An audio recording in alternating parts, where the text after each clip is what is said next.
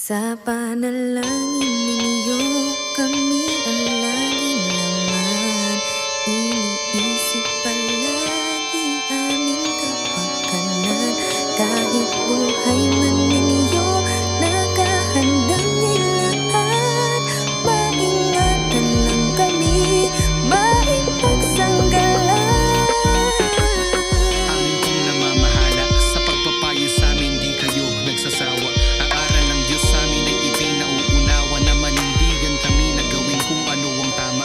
Namamahala ko kayo na may integridad. Kayo po ang huwaran namin sa aming pagtupad. Naglulusad kayo ng mga aktibidad. Sa layunin na kami ay maging masigla at matatag. At ang hangad po ninyo sa bawat isa sa amin, kami maging tapat at maging masunurin.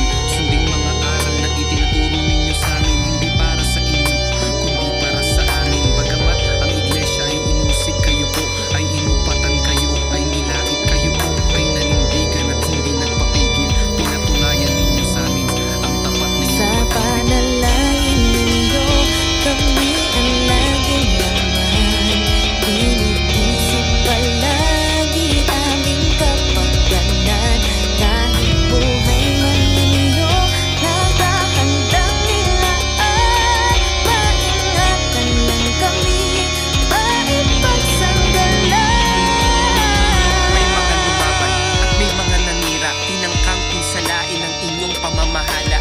Nagsalita ng salitang masasama, hindi sila nagtagumpay at sila'y napahiya. Bumangon ang mga huwad na mananampalataya. Nagtangka na sirain ating pagkakaisa. Pinili ninyo kami higit sa kanila, hindi kayo pumayag na kami ay masaktan nila. At katulad ng palaging naririnig po namin na sinasabi ninyo sa tuwing nagtuturo sa amin, mahal po ninyo kami, mahal po ninyo kami. Ito po ay totoo at damang-dama po namin.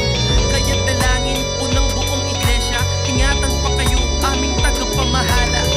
Ang Diyos ang sa inyo ay naglagay bilang bantay ng aming Sa pananampalataya. panalangin ninyo, kami ang laging laman. Iniisip palagi